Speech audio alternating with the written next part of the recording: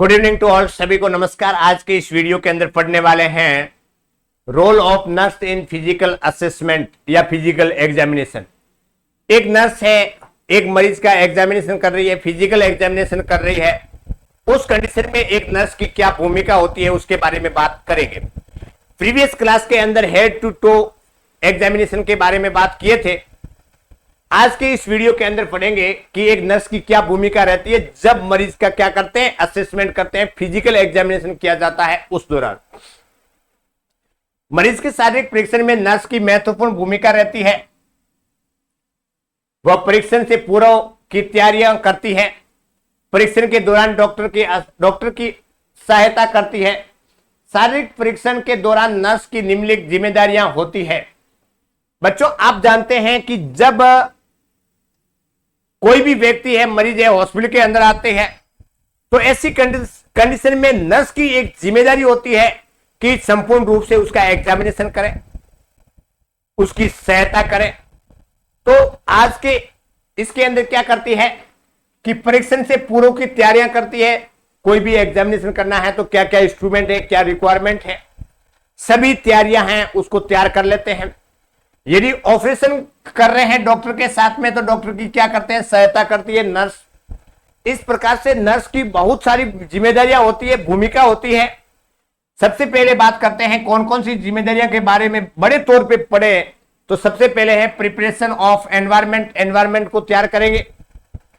दूसरा है preparation of the equipment, articles तैयार करेंगे। उसके बाद में preparation of the patient, patient को तैयार करना है। और उसके बाद में असिस्टिंग इन एग्जामिनेशन, परीक्षण में सहायता करना है। तो इस प्रकार से नर्स की भूमिका एक प्रिपरेशन ऑफ एनवायरनमेंट के अंदर, प्रिपरेशन ऑफ द इक्विपमेंट के अंदर, प्रिपरेशन ऑफ द पेशेंट के अंदर और असिस्टिंग इन एग्जामिनेशन के अंदर एक नर्स की भूमिका रहती है। उसको निभाना पड़ता है, उनको करना पड़ता है। अब एक एक के बारे में बात करते हैं। बच्चों देखिएगा, सबसे पहले एनवायरनमेंट को तैयार करने के लिए देखिए,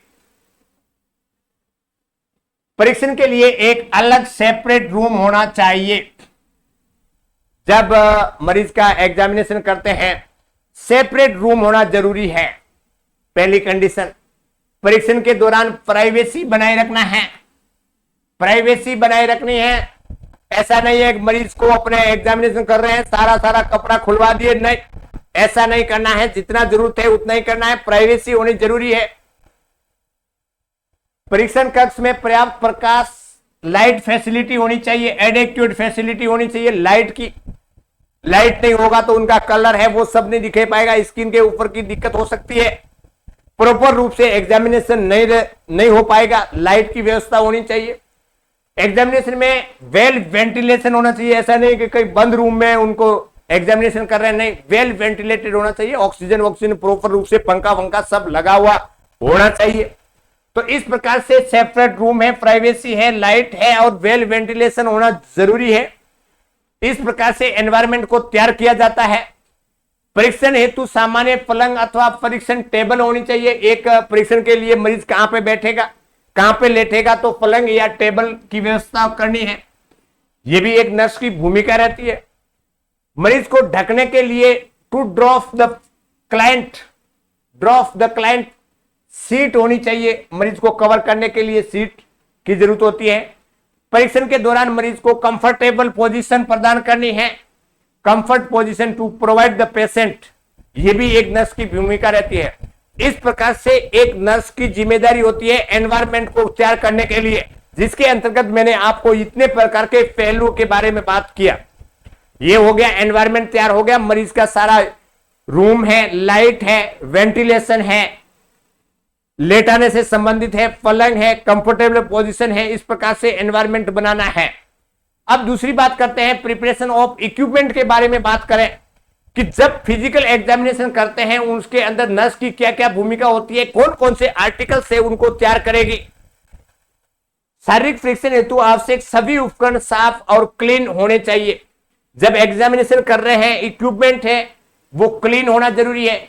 एक मरीज का यूज किया हुआ वापस यूज नहीं करना है। स्टेराइल इक्विपमेंट होने जरूरी है, साफ सुथरे होने चाहिए, ड्राई होने चाहिए।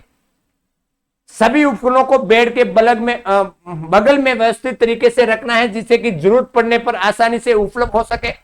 मरीज का जहां पे एग्जामिनेशन हो रहा है उसके पास में क्या करेंगे, सारे इक्विपमेंट को लेके आएंगे। शारीरिक परीक्षण हेतु निम्नलिखित उपकरण की आवश्यकता होती है। फिजिकल एग्जामिनेशन करते हैं तो उस कंडीशन में निम्नलिखित इक्विपमेंट जिसके अंदर बीपी इंस्ट्रूमेंट, बच्चों स्पाइग्नोमेनोमीटर कहा जाता है। बीपी इंस्ट्रूमेंट का दूसरा नाम क्या है, स्पाइग्नोमेनोमीटर, ध्यान रखना। दूसरी बात करते हैं, एक फीता लेते हैं, टेप लेते हैं मेजरमेंट करने के लिए, हाइट को मेजरमेंट करने के लिए।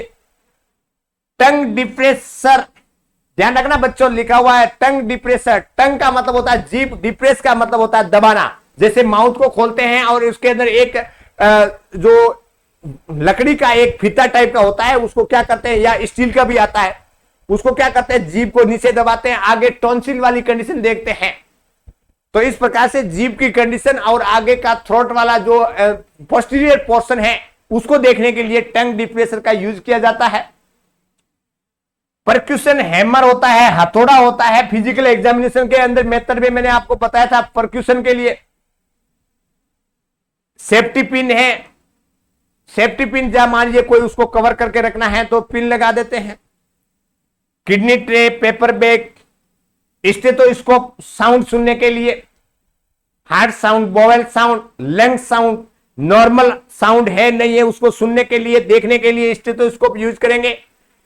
फ्लैश लाइट यूज किया जाता है बच्चों पीपल को देखने के लिए। जैसे आपने देखा होगा कि हॉस्पिटल के अंदर मरीज आता है, जहर खा के आता है, तो डॉक्टर तुरंत देखते हैं, पीपल को देखते हैं क्या कंडीशन है।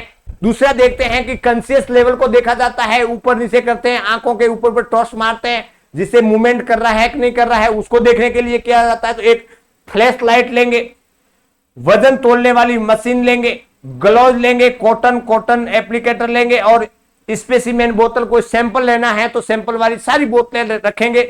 तो इस प्रकार से ये इक्विपमेंट यूज किए जाते हैं। परंतु कई ऐसे इक्विपमेंट होते हैं जो विशिष्ट होते हैं, जैसे ट्यूनिंग फॉर्क होते हैं। ट्यूनिंग फॉर्क आपने देखा होगा 10th 12th की क्लास के अंदर, इस प्रकार से एक ट्यूनिंग फॉर्क आता है और उसके बाद में ऐसे करके सुनाते हैं, कान के पास में आवाज सुनाते हैं, है ना, कि आवाज सुनाई दे रही है कि नहीं दे रही है, उसको देखने के लिए। ऑप्थेल्मोस्कोप जिसके अंदर क्या करते हैं बच्चों, आई को देखते हैं, ए विजुअलाइजेशन ऑफ द आई। हमेशा ध्यान रखिएगा कि जिस वर्ड के पीछे स्कोप लिखा रहता है, जिस वर्ड के पीछे स्कोप लिखा जाता है, जिसका मतलब है a visualization of, a visualisation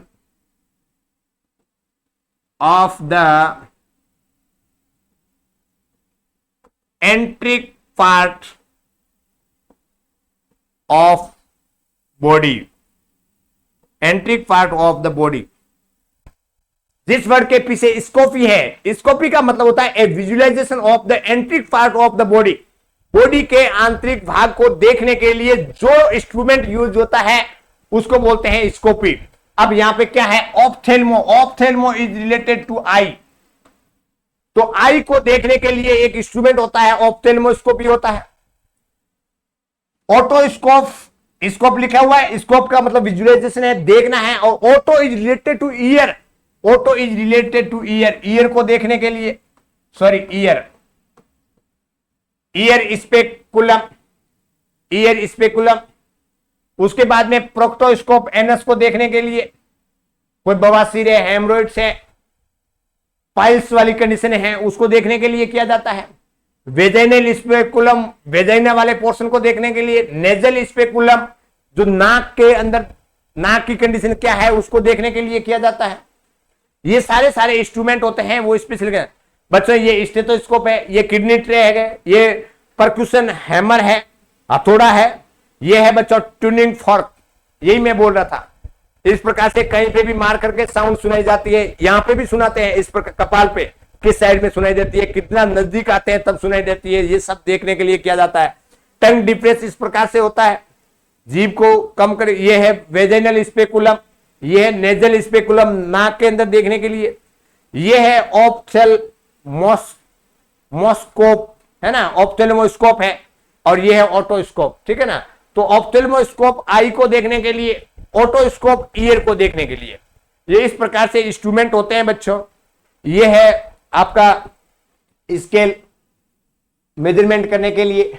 और ये क्या है बच्चों, ये ब्लड प्रेशर मशीन है, एंड्रॉयड है, सॉरी एंड्रॉयड एयर वाला, हवा वाला है ना, इसमें ये मीटर लगा हुआ है और हवा भरते हैं, इस प्रकार से देखने को मिलता है। ये भी बीपी इंस्ट्रूमेंट ही है, ये वो कोई दूसरा टैप फीता नहीं है, यही बीपी इंस्ट्रूमेंट है बच्चों। अब देखिएगा, फिजिकल एग्जामिनेशन हेतु काम में आने वाले उपकरण व उसका उपयोग। अब ये थोड़ा सा ध्यान रखना बच्चों, इंपॉर्टेंट है। वैसे मैंने आपको सारी बातें बता दी है। थर्मोमीटर का यूज क्या होता है तापमान लेने के लिए, स्पिग्नोमेनोमीटर ब्लड प्रेशर मापने के लिए, लेरिंगोस्कोप लेरिंग के फ्रिक्शन के लिए, स्टेथोस्कोप शरीर के विभिन्न sound, heart sound, vowel sound, lung sound सुनने के लिए, वेइंग मशीन वजन मापने के लिए, ऑप्थेल्मोस्कोप आई देखने के लिए, फीटोस्कोप गर्भ शिशु की हार्ट धमनी को सुनने के लिए फीटोस्कोप होता है। इंपॉर्टेंट है, ध्यान रखना फीटोस्कोप। ड्यूरिंग द गेस्टेशनल एज, जब महिला प्रेग्नेंट होती है, बच्चा गर्भ में होता है, बच्चा की साउंड सुनने के लिए फीटोस्कोप का यूज किया जाता है। फीटोस्कोप के अंदर इस प्रकार से एक स्ट्रक्चर होती है, छोटा वाला पार्ट है वो पेट पे लगाया जाता है, बड़ा वाला कान पे लगा करके साउंड को सुनते हैं, ठीक है, इस प्रकार से फीटोस्कोप होता है। तो गर्भ शिशु की हार्ट धमनी सुनने के लिए फीटोस्कोप का यूज किया जाता है। फेरेंजियल रिट्रैक्टर होता है ग्रसनी की जांच करने के लिए, फेरिंग्स की जांच करने के लिए। टॉर्च क्यों करते हैं, किसी भाग को देखने के लिए। ट्यूनिंग फॉर्क सुनने की क्षमता का परीक्षण करने के लिए। टंग डिप्रेशर मुंह और गले की जांच हेतु। ऑटोस्कोप कानों की जांच हेतु। और टीपीआर शार्ट तापमान, नाड़ी और श्वसन को रिकॉर्ड करने हेतु। टेप मेजरमेंट ऊंचाई, सिर, सीने, भुजा की परिधि ज्ञात करने के लिए। नेजल स्पेकुलम नासा छिद्रों की जांच के लिए। प्रोक्टोस्कोप रेक्टम की जांच हेतु। Vaginal speculum female reproductive organ के परीक्षण हेतु। परक्यूशन हैमर रिफ्लेक्स को पता करने के लिए, जैसे घुटनों पे डालते हैं और उसको ठक ठक करवाते हैं, घुटनों की कंडीशन क्या है, रिफ्लेक्स हो रहा है कि नहीं हो रहा है। स्टेराइल स्पेसिमेन बोतल, कोई भी नमूना लेने के लिए। तो इस प्रकार से इक्विपमेंट की किस प्रकार से प्रिपेयर करती है, एक नर्स की भूमिका रहती है। ये इक्विपमेंट है, होना जरूरी है, प्रिपेयर करना है, तैयार करना है। जब मरीज का क्या करेंगे, फिजिकल एग्जामिनेशन करते हैं, तो नर्स की महत्वपूर्ण भूमिका रहती है। तीसरा है प्रिपरेशन ऑफ द पेशेंट। अब मरीज को तैयार करना है, सारे इक्विपमेंट तैयार कर लिए, एनवायरमेंट तैयार कर दिया, और अब क्या करेंगे, मरीज को तैयार करेंगे। मरीज को तैयार करने के लिए देखिएगा, मरीज की शारीरिक परीक्षण के उद्देश्य और लाभ समझाने चाहिए ताकि उसका विश्वास जीता जा सके। मरीज को क्या है कि आपका एग्जामिनेशन कर रहे हैं, उसके फायदे बताने हैं, उसका पर्पस बताने हैं। इस प्रकार से एग्जामिनेशन करेंगे तो सही जांच के बारे में मालूम पड़ेगी कि आपकी क्या बीमारी है। इस प्रकार से मरीज को क्या होगा, विश्वास होगा, कॉन्फिडेंस होगा, और मरीज अपने हेल्प करेगा। लॉक करो मेरी जांच, सभी प्रकार का एग्जामिनेशन करो, कोई दिक्कत नहीं। दूसरी बात करते हैं, साइकोलॉजिकल सपोर्ट प्रदान करना है, जिससे उसकी चिंता, एंजाइटी, भय है वो कम हो जाए। आप जानते हैं कि एक नर्स की महत्वपूर्ण भूमिका रहती है। A provide the patient to psychology support. जैसे ही मरीज आता है, साइकोलॉजी सपोर्ट प्रोवाइड करवाना है, कोई दिक्कत नहीं होगा, आपका ट्रीटमेंट सही होगा, आप सही जगह पे आ गए हो, ठीक है ना, इसलिए आप टेंशन करने की जरूरत नहीं है। इस प्रकार से साइकोलॉजी सपोर्ट देना है, साथ ही साथ में उनके गार्जियन को भी साइकोलॉजी सपोर्ट देना है, यह भी एक नर्स की भूमिका होती है। मरीज के परीक्षण के बारे में उचित एक्सप्लेनेशन देना चाहिए, मरीज को परीक्षण के बारे में उचित स्पष्टीकरण देना चाहिए। मरीज के परीक्षण के दौरान मरीज के साथ कोऑपरेट करना है। परीक्षण का समय मरीज व नर्स दोनों के लिए सुविधाजनक होना चाहिए। परीक्षण का टाइम किस प्रकार से, कब आना है, क्या करना है, कैसे करना है, कैसे सपोर्ट करना है, ये सब एक नर्स की भूमिका होती है। मरीज को क्लीन रखना है, मरीज को साफ सुथरा करना है, क्लीन रखना है। ब्लेडर खाली करवाने में मदद करना है, यूरिन पास करवाने के लिए उनको भेजना है। मरीज को कपड़े को ढीला कर देना है, लूज कपड़े कर देने हैं। मरीज को आरामदायक स्थिति में रखना है, कंफर्टेबल पोजीशन प्रोवाइड करवानी है। शरीर के जिस भाग का परीक्षण करना है केवल उसे ही अनकवर करें, शरीर के शेष हिस्सों को चादर से ढक के रखें, इस बात का भी ध्यान रखना है। तो ये इस प्रकार से मरीज को तैयार करते हैं। उनका विश्वास जीतते हैं, उनको साइकोलॉजी सपोर्ट देते हैं, कंफर्टेबल पोजीशन दिलाते हैं, कपड़े को लूज करते हैं, मरीज को स्वस्थ क्लीन रखते हैं, साथ ही साथ में असिस्टिंग इन एग्जामिनेशन, परीक्षण में सहायता। जब उसका एग्जामिनेशन करते हैं तो क्या क्या हेल्प करना है देखिएगा। सबसे पहले नर्स मरीज के परीक्षण हेतु शारीरिक और मानसिक रूप से तैयार करती है, फिजिकल और मेंटली रूप से तैयार करती है परीक्षण के दौरान। परीक्षण हेतु आवश्यक उपकरणों को तैयार और अरेंज करना, परीक्षण हेतु एकांत वातावरण तैयार करना, मरीज का विश्वास और सहयोग प्राप्त करना, मरीज को आरामदायक स्थिति प्रदान करवाना। परीक्षण के दौरान नर्स को डॉक्टर की सहायता हेतु विपरीत दिशा में खड़े होना। जब डॉक्टर परीक्षण कर रहा है तो नर्स की भूमिका होती है, या नर्स को एक सामने खड़ा रहना है, उसके सामने खड़े रहना है, ठीक है ना, पास में खड़े नहीं रहना है, सामने रहना है। आवश्यकता अनुसार मरीज के शरीर के भागों की पोजीशन को बदलना है, पोजीशन प्रोवाइड जो जिस हिसाब से करना है। डॉक्टर के आवश्यकता अनुसार उपकरण उपलब्ध करवाना, डॉक्टर क्या उपकरण मांग रहा है उसके अकॉर्डिंग उपकरण देने हैं। जांच हेतु स्पेसिमेन सैंपल कलेक्ट करना है। शारीरिक परीक्षण के बाद मरीज को उसके स्थान पर शिफ्ट कर उसे आरामदायक स्थिति प्रदान करना है। तो इस प्रकार से एग्जामिनेशन हो गया तो सारा क्या है, उसको कंफर्टेबल पोजीशन देना है। परीक्षण पूर्ण हो जाने के बाद में उपकरण की सफाई करने के बाद सही स्थान पर रखती है। तो एक नर्स की भूमिका है, एग्जामिनेशन किया उसके बाद में सारे इक्विपमेंट धो करके क्या है सही जगह पे रख दिया। इस प्रकार से नर्स की एक भूमिका होती है जब फिजिकल एग्जामिनेशन किया जाता है, जब मरीज का असेसमेंट किया जाता है। तो आज के इस वीडियो के अंदर एक नर्स की भूमिका जब फिजिकल एग्जामिनेशन करते हैं तो कौन कौन सी भूमिका रहती है उसके बारे में बात किए। आज के इस वीडियो के अंदर इतना ही, धन्यवाद।